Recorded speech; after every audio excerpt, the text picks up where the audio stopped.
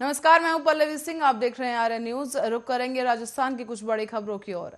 शुरुआत करेंगे विधानसभा सत्र से, जहां विधानसभा सत्र से ठीक पहले कांग्रेस और बीजेपी के बीच तल्खी खुलकर सामने आ गई है। सतीश पूनिया की कार घेरने की घटना के बाद अब बीजेपी कार्यकर्ता जगह जगह विरोध प्रदर्शन कर रहे हैं। उधर अब कांग्रेस भी हमलावर हो गई है और कांग्रेस ने सतीश पूनिया के बयान के विरोध में कल सभी जिला मुख्यालयों पर प्रदर्शन करने की घोषणा की। कांग्रेस प्रदेश अध्यक्ष गोविंद सिंह डोटासरा ने एक ट्वीट किया है, जिसमें उन्होंने लिखा कि राजस्थान भाजपा के अध्यक्ष सतीश पूनिया कांग्रेस पार्टी को जूते की नोक के बराबर नहीं समझते। मैं उनके इस स्तरहीन बयान की कड़े शब्दों में निंदा करता हूं। पूनिया के अमर्यादित और आपत्तिजनक बयान के खिलाफ कांग्रेस कार्यकर्ता कल 8 फरवरी को जिला मुख्यालयों पर विरोध प्रदर्शन करेंगे। विधानसभा सत्र से पहले कांग्रेस और बीजेपी अब आमने सामने है और बीजेपी रीट को लेकर पहले से ही सरकार पर हमलावर है। हाल ही में कांग्रेस प्रदेश अध्यक्ष गोविंद सिंह डोटासरा के सीकर और जयपुर आवास पर बीजेपी कार्यकर्ताओं ने कालिक पोतकर नाथी का एक बाड़ा लिख दिया था। इस दौरान यह विवाद शांत ही नहीं हुआ कि जब कल कांग्रेस कार्यकर्ताओं ने बूंदी जिले में सतीश पूनिया की कार को घेरकर बोनट पर मुक्के बरसाए। इस घटना के बाद बीजेपी के तेवर और भी ज्यादा हमलावर हो गए। अब पूनिया के बयान के विरोध में कांग्रेस प्रदर्शन करेगी। विधानसभा सत्र तक दोनों पार्टियां एक दूसरे पर हमलावर रहेंगी।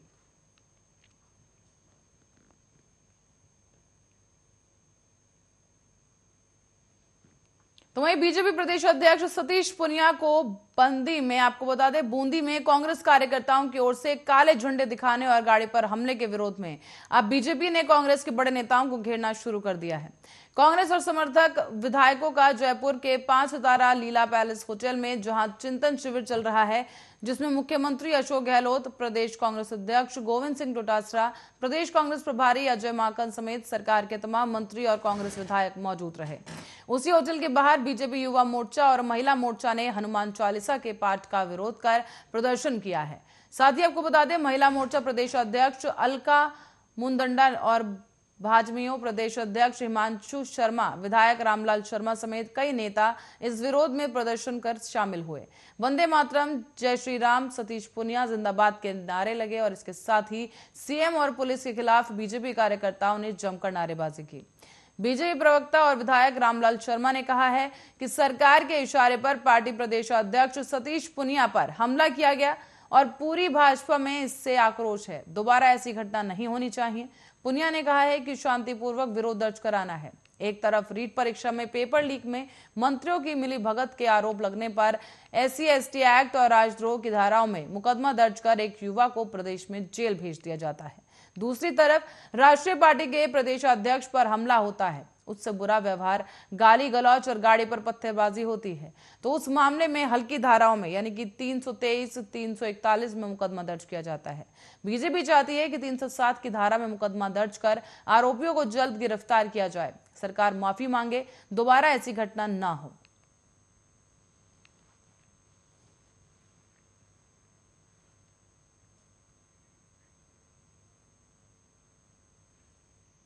रुक करेंगे अगली खबर की ओर। अजमेर में भ्रष्टाचार निरोधक ब्यूरो टीम को देखकर हेड कांस्टेबल ने रिश्वत के 60,000 रुपए टॉयलेट सीट में डाल दिए। हेड कांस्टेबल दरगाह DSP का रीडर है और इसके दौरान गैंगरेप के एक मामले में फाइनल रिपोर्ट लगाने के लिए वो घूस ले रहा था। इस मामले में ACB टीम ने हेड कांस्टेबल समेत 2 वकीलों को गिरफ्तार किया। DSP की भूमिका भी संदेह के घेरे में है। दरअसल एक महिला पिछले साल सितंबर में लापता हो गई थी। महिला के पिता ने गुमशुदगी का मामला दर्ज कराया था। महिला लौटी तो उसने पति और बहनों पर गैंगरेप का मामला दर्ज करवाया था। इस मामले की जांच दरगाह CO पार्थ शर्मा को दी गई। इसी मामले में FIR लगाने के लिए CO पार्थ शर्मा के reader head constable Bhagchand Rawat ने 2 वकीलों के साथ मिलकर आरोपी से 3 लाख रुपए की रिश्वत मांगी। युवक ने 6 फरवरी को मामले की शिकायत ACB से की। ACB ने शिकायत का सत्यापन कराया तो ये शिकायत सही पाई गई। इस दौरान रविवार रात को परिवादी को हेड कांस्टेबल के पास गंज थाने में रिश्वत के 60,000 रुपए लेकर भेजा गया।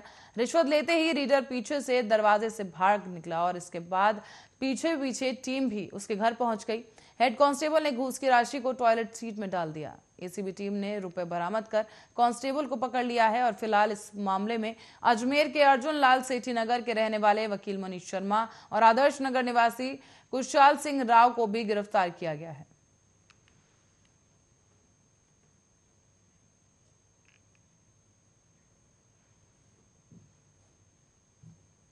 राजस्थान में माध्यमिक शिक्षा बोर्ड में नियुक्ति की गई है और सचिव मेघना चौधरी ने सोमवार को पदभार ग्रहण कर लिया है। पदभार ग्रहण करने के बाद चौधरी ने कहा है कि परीक्षाओं की गोपनीयता बनाए रखने के लिए सबसे बड़ी प्राथमिकता ये गोपनीयता बनाए रखना होगा। इसी के लिए भी जो जरूरी कदम उठाए जाएंगे। साथ ही प्रश्न पत्र जिलों के ट्रेजरी में रखवाए जाते हैं और जिला प्रशासन की जिम्मेदारी होती है। ऐसी ही व्यवस्थाएं रखेंगे। इसके साथ ही परीक्षाओं को लेकर वर्तमान में चल रही तैयारियों का फीडबैक लिया जाएगा। इसके लिए सभी अधिकारियों की मीटिंग लेंगे। गौरतलब है कि मेघना चौधरी पहले भी बोर्ड सचिव रह चुकी हैं। रीट पेपर लीक मामले को लेकर 29 जनवरी को बोर्ड अध्यक्ष डीपी जारौली को बर्खास्त कर दिया गया था और साथ ही सचिव अरविंद सोगवा को निलंबित कर दिया गया था। इसके बाद से ही दोनों ही पद खाली थे और 2 दिन पहले ही सरकार ने आईएएस लक्ष्मी नारायण मंत्री को प्रशासन और मेघना चौधरी को सचिव नियुक्त कर दिया है। साथ ही बोर्ड की ओर से 10वीं और 12वीं की परीक्षा शुरू करने की तिथि पहले ही घोषित की जा चुकी है। 3 मार्च से परीक्षा शुरू होगी। एग्जाम्स में करीब 20 लाख से ज्यादा स्टूडेंट शामिल होंगे और इसके लिए प्रदेश भर में करीब 6000 परीक्षा केंद्र बनाए गए। इन परीक्षाओं की विभिन्न स्तर पर तैयारी और आने वाली समस्याओं को लेकर कई बोर्ड निर्णायक पीढ़ी में निभाएंगे और इस दौरान आपको बताते चलें कि कई निर्णय बोर्ड भी ले सकता है। प्रशासक और सचिव नियुक्त होने के बाद अब परीक्षा कार्य को गति मिल सकेगी।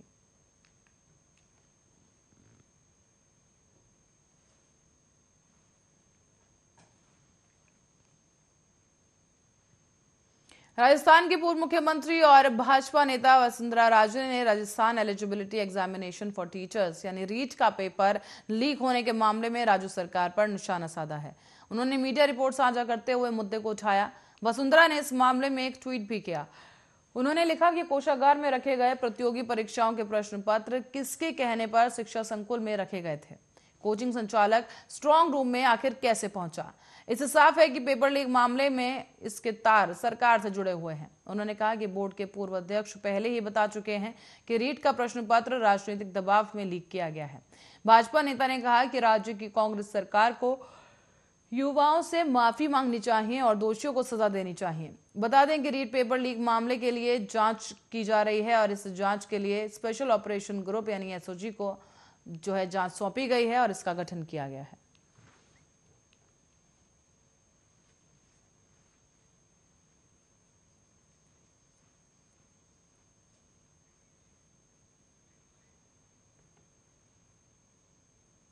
राजस्थान में नेता और ब्यूरोक्रेट को ग्लैमर हमेशा ही आकर्षित करता है।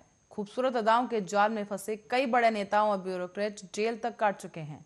जोधपुर में भी होटल से कूदकर सुसाइड करने की कोशिश वाली एक मॉडल ने कई चौंकाने वाले खुलासे कर दिए हैं। इसी में सामने आया है कि राजस्व मंत्री रामलाल जाट को हनी ट्रैप करने की कोशिश की गई थी। प्रदेश में यह पहला मामला नहीं है। इससे पहले भी मंत्री, विधायक, आईएएस, आईपीएस तक सेक्स स्कैंडल में फंस चुके हैं। प्रदेश के कई ऐसे चर्चित लोग हैं जो सेक्स स्कैंडल में फंस चुके हैं। इनमें से 2 मंत्री, 1 एमएलए तक को जेल जाना पड़ा था। प्रेमिका की ब्लैकमेलिंग से परेशान होकर एक काबिल आरपीएस अफसर ने खुद को गोली मार ली थी। सिपाही की पत्नी से रेप के मामले में 24 साल से एक आईपीएस आज तक फरार है। इतना ही नहीं बल्कि एमबीए कर रही एक युवती से रेप करने का आरोप एक आईएएस पर भी लगा था, तो वहां भी उसको सालों तक फरार रहना पड़ा। इस दौरान राजस्थान में सबसे चर्चित सेक्स स्कैंडल भंवरी प्रकरण रहा है। इस दौरान एएनएन से अदाकारा बनी भंवरी की राजनीति में आने की ख्वाहिशों ने एक ऐसे सेक्स स्कैंडल को अंजाम दिया जिसमें कई कद्दावर नेता और विधायकों को जेल की हवा खानी पड़ी। ब्यूरोक्रेट और नेताओं की ऐसी कमजोरी का फायदा उठाने के लिए एक बार फिर से सेक्स स्कैंडल गिरोह एक्टिव हो गया है।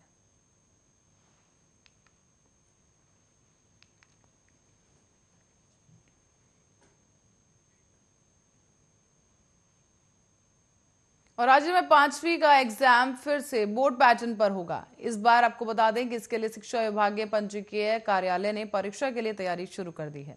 राज्य सरकार से हरी झंडी मिलते ही ऑनलाइन फॉर्म भरने का प्रोसेस भी शुरू किया जाएगा। हालांकि 5वीं बोर्ड के फाइनल एग्जाम की डेट्स अब तक तय नहीं है। माना जा रहा है कि अप्रैल में ये एग्जाम्स होंगे और वहीं 8वीं बोर्ड के एग्जाम एक बार फिर से माध्यमिक शिक्षा बोर्ड अजमेर की परीक्षाओं के साथ हो सकते हैं।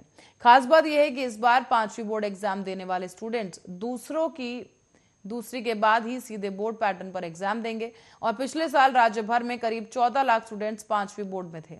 इस बार भी कमोबेश इतने ही स्टूडेंट्स होने की उम्मीद की जा रही है। शिक्षा विभागीय पंजीयक कार्यालय हर साल 8वीं और 5वीं बोर्ड परीक्षा के फॉर्म जारी करता है। साथ ही आपको बता दें कि इसके लिए इस बार 5वीं बोर्ड का फॉर्म अब तक जारी नहीं होने से उम्मीद की जा रही है कि यह परीक्षा बोर्ड पैटर्न पर नहीं होगी। अब शिक्षा विभाग ने स्पष्ट कर दिया है कि परीक्षा इस बार भी बोर्ड पैटर्न पर ही होगी। कोरोना के चलते पिछले 2 साल से 5वीं और 8वीं बोर्ड एग्जाम नहीं हो रहे थे। सभी स्टूडेंट्स को बिना एग्जाम के ही पास किया गया। इस बार बिना एग्जाम पास नहीं किया जाएगा। शिक्षा निदेशालय ने 8वीं बोर्ड के फॉर्म भरवाने शुरू कर दिए हैं, जबकि 5वीं के ऑनलाइन फॉर्म्स भरने का कार्यक्रम 1-2 दिन में जारी किया जाएगा।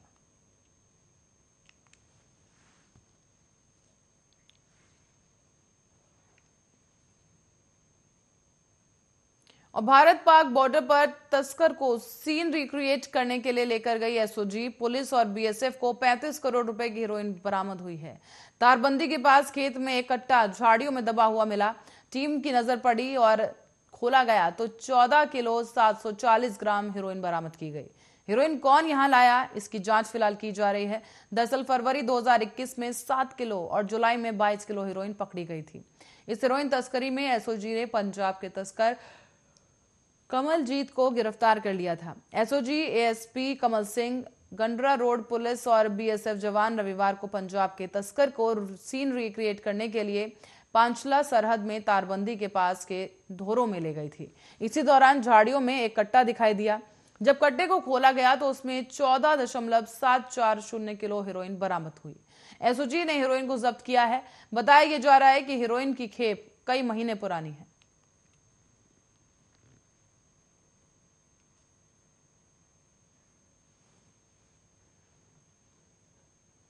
किरौली महिला थाना पुलिस ने घर में घुसकर एक नाबालिग से रेप का प्रयास करने के मामले में आरोपी युवक को सोमवार की दोपहर गिरफ्तार कर लिया है। तो वहीं पिछले 2 महीने से ये शख्स फरार चल रहा था। फिलहाल आरोपी से पूछताछ की जा रही है। थानाधिकारी वासुदेव बसवाल ने बताया है कि दुष्कर्म के प्रयास के आरोपी राजेश सिंह निवासी लांगरा करौली को गिरफ्तार किया गया है। दुष्कर्म के प्रयास के मामले में पिछले 2 महीने से फरार चल रहा था। पुलिस के लिए बचने के लिए उससे चेन्नई में रहकर टाइल्स फिटिंग का काम उसने शुरू किया था। पुलिस ने मोबाइल लोकेशन और साइबर सेल की मदद से दबिश देकर आरोपी राजेश सिंह को पकड़ लिया है। गौरतलब है कि 3 दिसंबर की रात को इलाके में रहने वाली 15 साल की लड़की घर में सो रही थी और देर रात को गांव का ही रहने वाला यह लड़का उसके घर घुस आया। सोती नाबालिग से रेप का प्रयास करने लगा। जाग होने पर नाबालिग के द्वारा शोर मचाया गया, जिसके बाद आरोपी उससे मारपीट करने लगा और वहां से फरार हो गया।